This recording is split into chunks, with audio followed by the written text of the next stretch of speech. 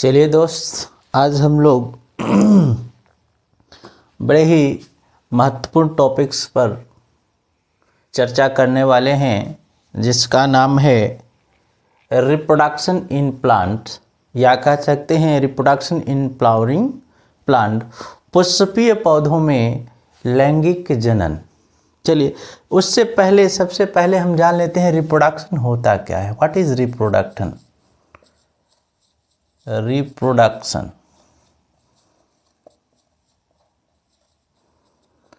प्रजनन। प्रजनन होता क्या है? देखिए, वह जैविक प्रक्रिया, लिख दे रहा हूं, देख लीजिए, वह जैविक प्रक्रिया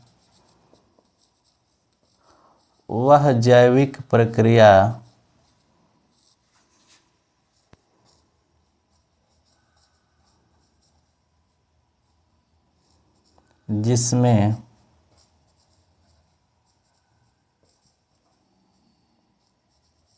सजीव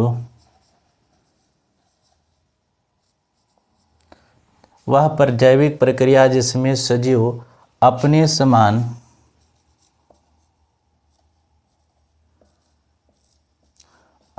समान नया जीव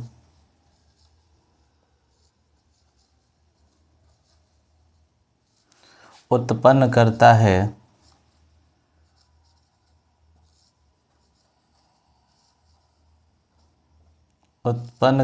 है, प्रजनन कहलाता है। प्रजनन कहलाता है।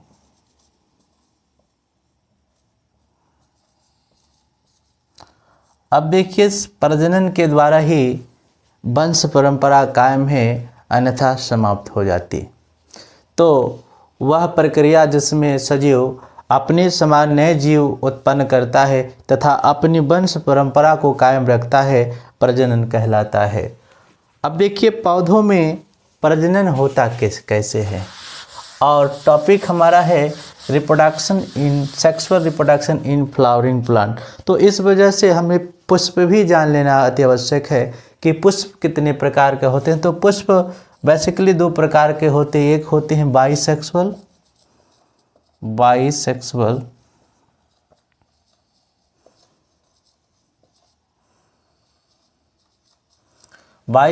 या हार्माफ्रोडाइट।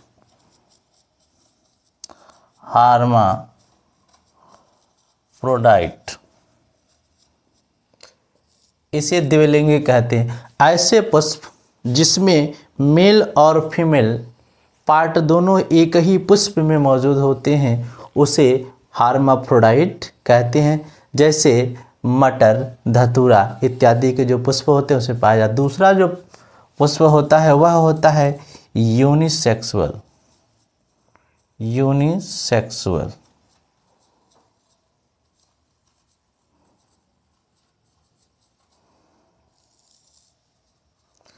यूनिसेक्सुअल का मतलब होता है ऐसा पुष्प जिसमें नर या मादा में से केवल और केवल एक ही अंग पाया जाता है, उसे यूनिसेक्सुअल कहते हैं।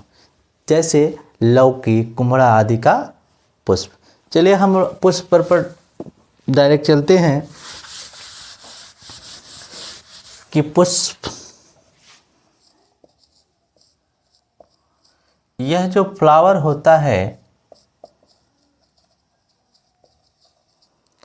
यह पौधे का सबसे आकर्षित या सुंदर पार्ट होता है। This is the most attractive part of plant. ये पौधों का क्या होता है? सुंदर भाग होता है। और इसके 4 भाग होते हैं। इसके कितने भाग होते हैं? 4 भाग। और 4 भाग कौन कौन से हैं? कैलिक्स,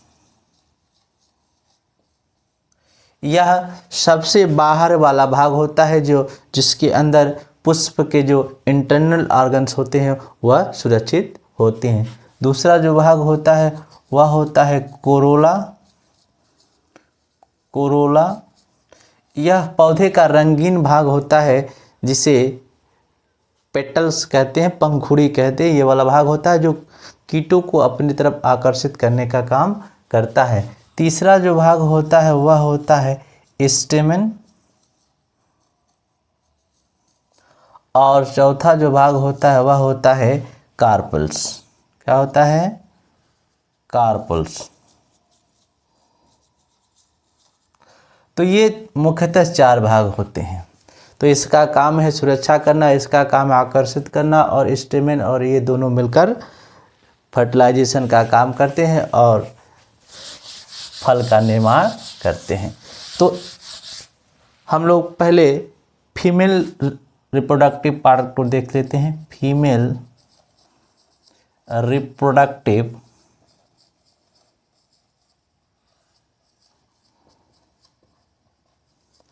पार्ट ऑफ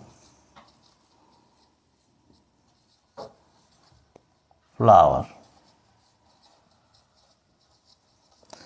तो female reproductive part of flower है आपका कार्पल्स। क्या है? कार्पल्स। इससे एंड्रोसियम या जयांग भी कहते हैं। क्या कहते हैं? जयांग या स्त्री केसर भी कहते हैं। इसकी संरचना हम जान लेते हैं होता कैसा है और कौन कौन सी संरचना इसमें पाई जाती है। देखिएगा, इसकी जो संरचना होती है कुछ इस प्रकार की होती है।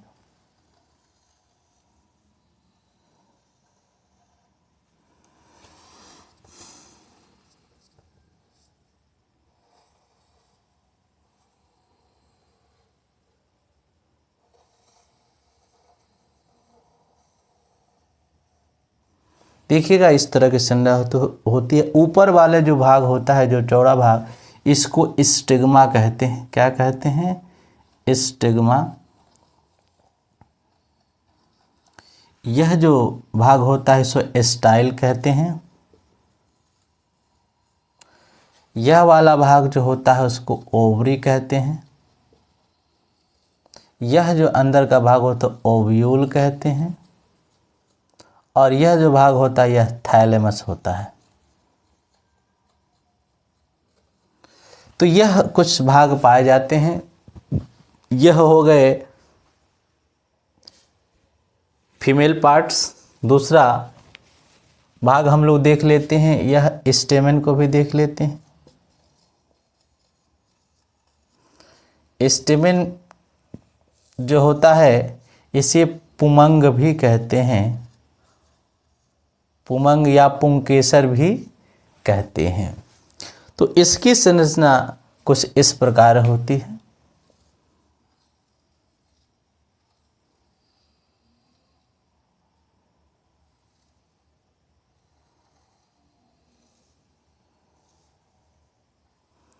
कुछ इस प्रकार होता है इसकी संरचना, देख लीजिए। अब ये जो वाला भाग है इसको एंथर कहते हैं। क्या कहते हैं? एंथर कहते हैं।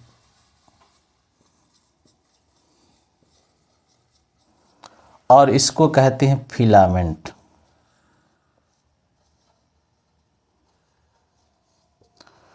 अब इसको अगर हम इसका टीएस काट लें तो इस तरह की इसमें संरचना दिखेगी।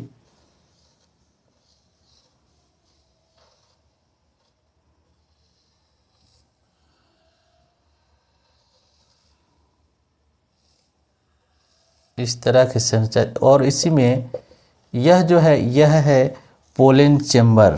क्या है? Pollen chamber. इसको कहते हैं पोलन चेम्बर। और इसमें जो इस तरह के छोटे छोटे दाने जैसी संरचना दिख रही है इसको कहते हैं पोलन ग्रेन। क्या कहते हैं? Pollen grains. और यह फिलामेंट वाला भाग है। अब देखिए इसमें बीज का निर्माण होता कैसे है। तो यह जो पोलन ग्रेन है, इस पोलन ग्रेन का यहाँ तक पहुँचने की एक प्रक्रिया होती है और इसी प्रक्रिया को हम लोग कहते हैं पोलिनेशन। क्या कहते हैं? पोलिनेशन। अब देखिए पोलिनेशन।